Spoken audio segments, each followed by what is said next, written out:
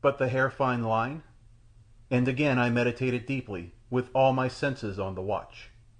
Slowly the urn crept round, and as each man took a ticket from it, and passed it smiling to the seneschal behind him, that official read out the name upon it, and a blushing damsel slipped from the crowd above, crossing over to the side of the man with whom chance had thus lightly linked her for the brief marching year, and putting her hand in his, they kissed before all the company, and sat down to their places at the table as calmly as country folk might choose partners in a village fair at haytime. But not so with me. Each time a name was called, I started and stared at the drawer in a way which should have filled him with alarm had alarm been possible to the peace-soaked triflers, then turned a glance to where, amongst the women, my tender little princess was leaning against a pillar, with drooping head, slowly pulling a convolvulus bud to pieces. None drew, though all were thinking of her, as I could tell in my finger-tips.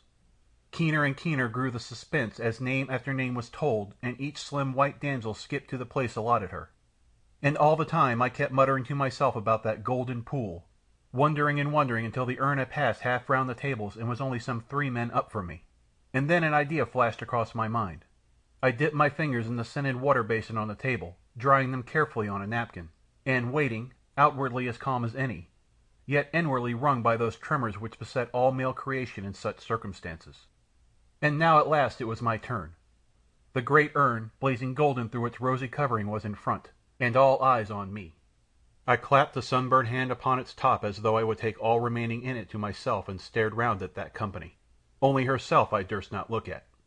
Then, with a beating heart, I lifted a corner of the web and slipped my hand into the dark inside, muttering to myself as I did so, a golden pool, and a silver fish, and a line no thicker than a hair.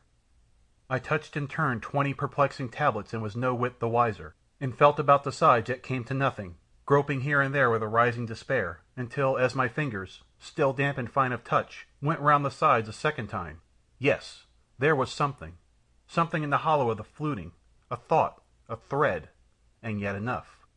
I took it unseen, lifting it with infinite forbearance, and the end was weighted. The other tablets slipped and rattled as from their midst, hanging to that one fine virgin hair, up came a pearly billet. I doubted no longer, but snapped the thread, and showed the tablet, heard Heru's name, read from it amongst the soft applause of that luxurious company with all the unconcern I could muster. She was there in a moment, lip to lip with me before them all, her eyes more than ever like planets from her native skies, and only the quick heave of her bosom, slowly subsiding like a ground swell after a storm, remaining to tell that even Martian blood could sometimes beat quicker than usual. She sat down in her place by me in the simplest way, and soon everything was as merry as could be.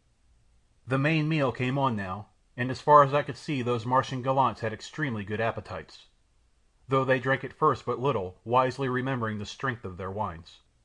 As for me, I ate of fishes that never swam in earthly seas, and of strange fowl that never flapped away through thick terrestrial air, ate and drank as happy as a king, and falling each moment more and more in love with the wonderfully beautiful girl at my side who was a real woman of flesh and blood I knew, yet somehow so dainty, so pink and white, so unlike other girls in the smoothness of her outlines, in the subtle grace of each unthinking attitude, that again and again I looked at her over the rim of my tankard, half fearing she might dissolve into nothing, being the half fairy which she was. Presently she asked, "Did that deed of mine, the hair in the urn, offend you, stranger?" "Offend me, lady?" I laughed. "Why, had it been the blackest crime that ever came out of a perverse imagination it would have brought its own pardon with it. I, least of all in this room, have least cause to be offended. I risked much for you and broke our rules." "Why, no doubt that was so, but 'tis the privilege of your kind to have some say in this little matter of giving and taking in marriage. I only marvel that your countrywomen admit so tamely to the quaintest game of chance I ever played at. Ay, and it is women's nature no doubt to keep the laws which others make as you have said yourself. Yet this rule, lady, is one broken with more credit than kept, and if you have offended no one more than me, your penance is easily done." "But I have offended some one," she said, laying her hand on mine with gentle nervousness in its touch. "One who has the power to hurt, and enough energy to resent. Hath, up there at the cross table, have I offended deeply tonight, for he hoped to have me, and would have compelled any other man to barter me for the maid chance assigned to him. But of you somehow he is afraid. I have seen him staring at you and changing colour as though he knew something no one else knows. Briefly, charming girl, I said, for the wine was beginning to sing in my head and my eyes were blinking stupidly. Briefly, hath thee not, and there's an end of it. I would spit a score of haths, as these figs are spit on this golden skewer before I would relinquish a hair of your head to him or any other man.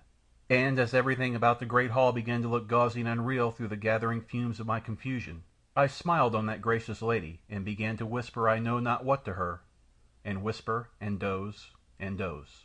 I know not how long afterwards it was, whether a minute or an hour, but when I lifted my head suddenly from the lady's shoulder all the place was in confusion, every one upon their feet, the talk and the drinking ceased, and all eyes turned to the far doorway where the curtains were just dropping again as I looked, while in front of them were standing 3 men.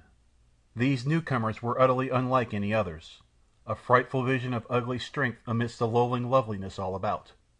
Low of stature, broad of shoulder, hairy, deep-chested, with sharp, twinkling eyes, set far back under bushy eyebrows, retreating foreheads, and flat noses and faces tanned to a dusky copper hue by exposure to every kind of weather that racks the extreme Martian climate. They were so opposite to all about me, so quaint and grim amongst those mild, fair-skinned folk, that at first I thought they were but a disordered creation of my fancy. I rubbed my eyes and stared and blinked, but no, they were real men, of flesh and blood, and now they had come down with as much stateliness as their bandy legs would admit of, into the full glare of the lights to the centre table where Hath sat. I saw their splendid apparel, the great strings of rudely polished gems hung round their hairy necks and wrists, the cunningly dyed skins of soft-furred animals, green and red and black, wherewith their limbs were swathed, and then I heard someone by me whisper in a frightened tone, "The envoys from overseas." Oh, I thought sleepily to myself, so these are the 8 men of the western woods, are they? Those who long ago vanquished my white-skinned friends and yearly come to claim their tribute. Jove, what hay they must have made of them! How those peach-skinned girls must have screamed, and how those downy striplings by them felt their dimpled knees knocked together, as the mad flood of barbarians came pouring over from the forest, and long ago stormed their citadels like a stream of red lava, as deadly, as irresistible, as remorseless. And I lay asprawl upon my arms on the table watching them with stupid indifference I thought I could so well afford. Meanwhile Hath was on foot, pale and obsequious like others in the presence of those dread ambassadors, but more collected, I thought. With the deepest bow he welcomed them, handing them drink in a golden state cup, and when they had drunk, I heard the liquor running down their great throats in the frightened hush, like water in a runnel on a wet day. They wiped their fierce lips upon their furry sleeves, and the leader began reciting the tribute for the year. So much corn, so much wine, and very much it was. So many thousand ells of cloth and webbing, and so much hammered gold, and senna, and lar, precious metals of which I knew nothing as yet. And ever as he went growling through the list in his harsh animal voice, he referenced his memory with a coloured stick whereupon a notch was made for every item, the woodman not having come as yet apparently to the gentler art of written signs and symbols. Longer and longer that caravan of unearned wealth stretched out before my fancy, but at last it was done, or all but done, and the head envoy, passing the painted stick to the man behind, folded his bare sinewy arms, upon which the red fell bristles as it does upon a gorilla's, across his ample chest, and, including us all in one general scowl, turned to Hath as he said, "All this for Ar-hap, the Wood King, my master and yours. All this and the most beautiful woman here tonight at your tables." An item, I smiled stupidly to myself, for indeed I was very sleepy and had no nice perception of things, which shows his majesty with the 2-pronged name is a jolly fellow after all, and knows wealth is incomplete without the crown and priming of all riches. I wonder how the Martian boys will like this postscript. And chin on hand, and eyes that would hardly stay open, I watched to see what would happen next. There was a little conversation between the prince and the ape-man.